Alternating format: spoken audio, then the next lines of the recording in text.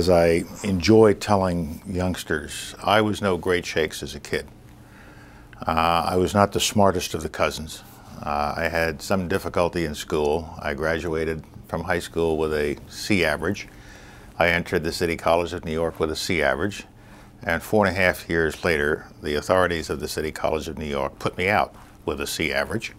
The only reason I had a C average is I got straight A's in ROTC. And they said, you must belong in the Army, go. And now I'm back as one of the greatest sons City College of New York has ever had. And I say to young people, it isn't where you start, it's where you finish. And the reason that I was able to be a success is that even though I was having difficulty at the beginning, my parents, my preacher, my school teachers, my aunts, my uncles, they wouldn't let me drop. They wouldn't let me fail. You never imagine going home and saying, you know, I don't think I want to go to college. What? I think I might want to drop out of high school. They drop you out. These immigrant people, and you will understand this, Val, these immigrant people came to this country with a set of expectations for their children. And they put those expectations in our heart. And they also taught us to have a sense of shame. And don't shame the family. Don't you ever shame the family. We've lost a lot of that now. And in my work with young people, and what I'm doing with America's Promise that my wife chairs, is try to put that sense of expectation back into the hearts of our young kids and to recreate a sense of shame that is, frankly, a little on the soft side these days in American public life. But we got to bring it back or else we're in trouble. And so there were role models in my own community. And what I say to young people is, don't emulate. You can't emulate Colin Powell. You're not Colin Powell. Emulate yourself. Be your own role model. Have your own expectations. What do you believe in? Just keep plugging away. You may not know where you're going yet, but just keep fighting. Don't give up. Never quit. And keep going on. Look at my life, and if you find something in there useful, fine. But by all means, be your own role model.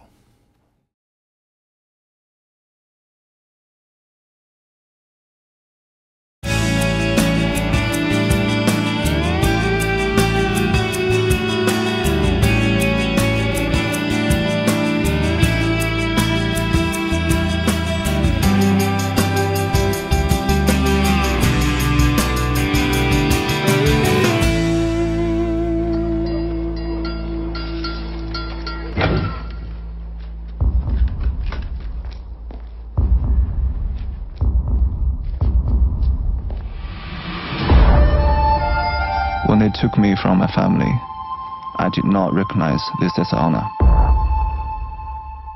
I did not see dancing as an opportunity.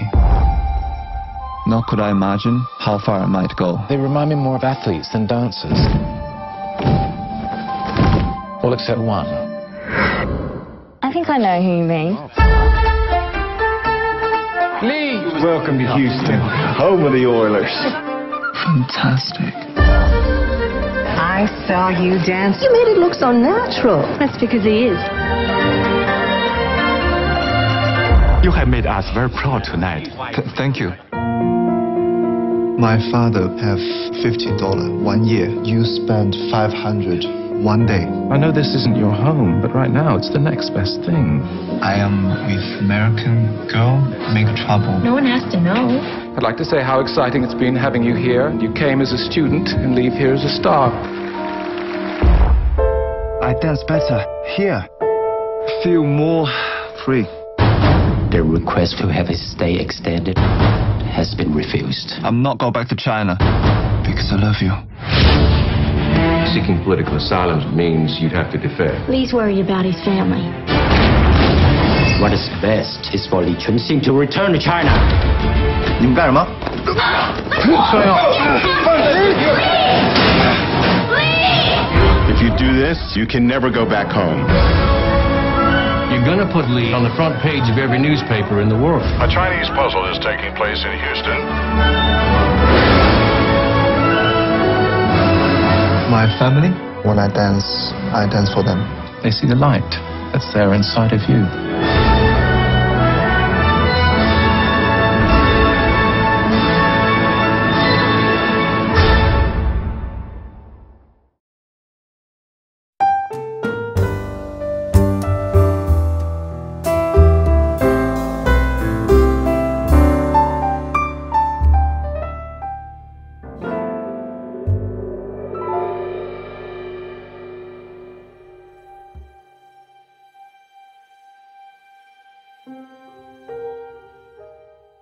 My name is Wes Moore, and back in December of 2000, the Baltimore Sun announced I'd received a Rhodes Scholarship and wrote a piece on my life.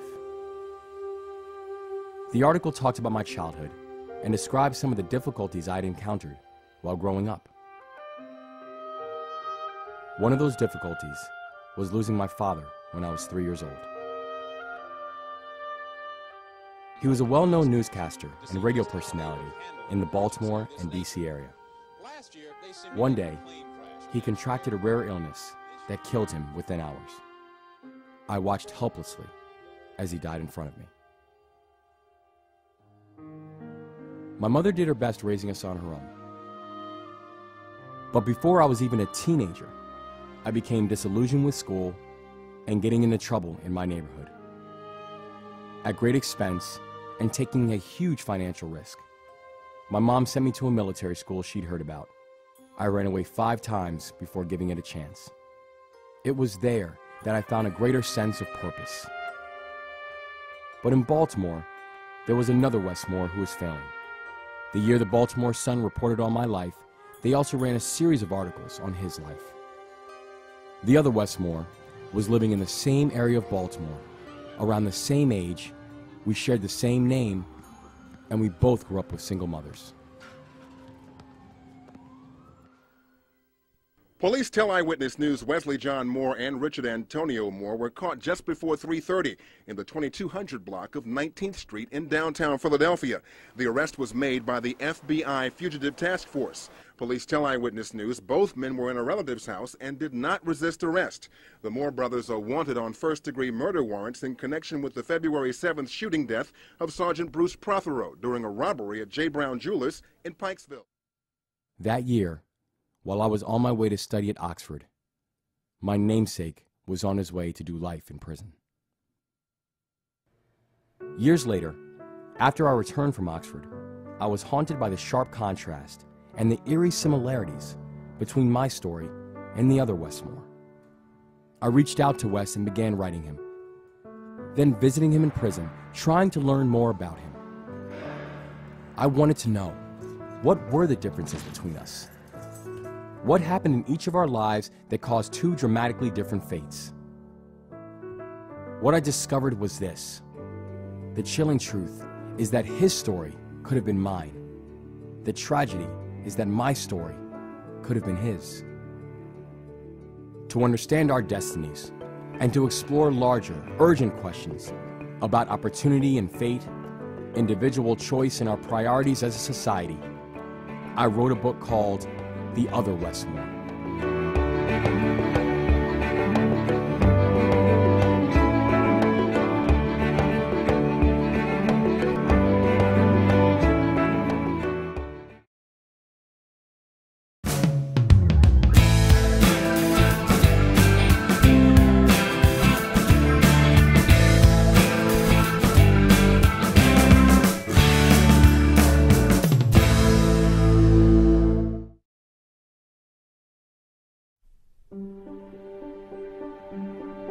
.1 billion people in the world don't have access to clean water. My efforts are going to be a drop in the bucket. But if I had never taken that step because it was too big of a problem, then we wouldn't be anywhere right now. Gracias, señores. In December of 2003 is when the idea came for the organization Wine to Water. We are very involved with water filtration around the world. When we take the water from the street and we put it in here, the water that's in the bottom is not going to be making you feel sick to your stomach anymore. February of last year, I get a phone call from someone in the CNN Heroes department saying that I've been nominated, which was completely shocking. From Boone, North Carolina, meet Doc Henley. Through his Wine to Water program, this bartender provides clean, sustainable water to thousands worldwide. This ceiling that we were kept hitting over and over, that we can only tell this amount of people about this water crisis, was just completely shattered. Everything from when you're nominated to getting through the top 10 to being in the Kodak Theater could not have made me and everybody that was around me feel more special. I'm very proud to be a part of this group. For many trapped in the rubble of downtown Port-au-Prince, the struggle to live continues. The earthquake happened in Haiti. Immediately I went down there to figure out where I could be plugged in. She can't get well if she doesn't have anything to drink.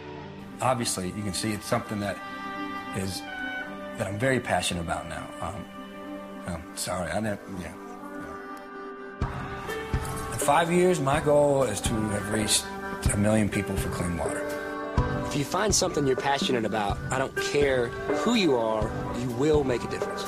My name is Doc Kinley. I'm a 2009 CNN hero. I started the organization Wine to Water.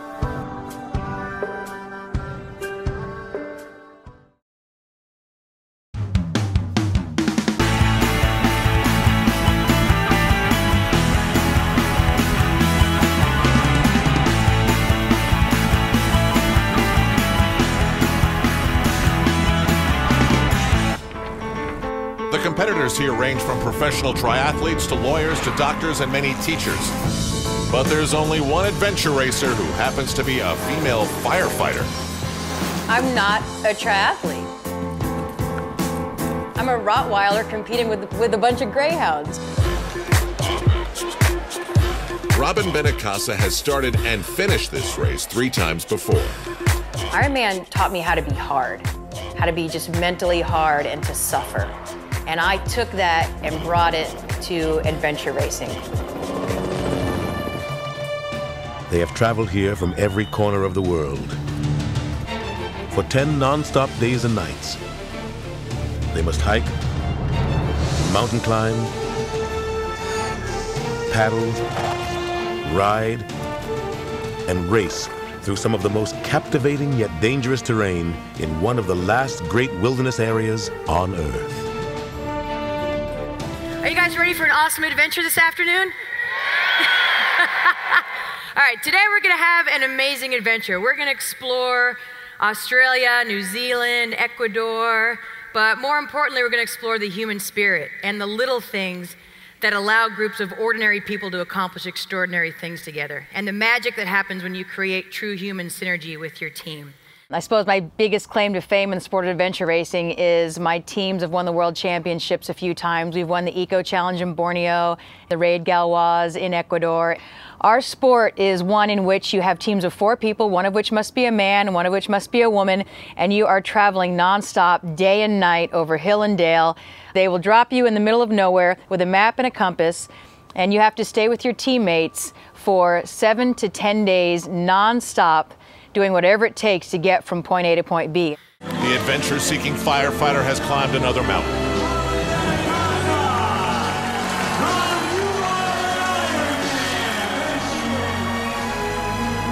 And Robin will probably be back for more.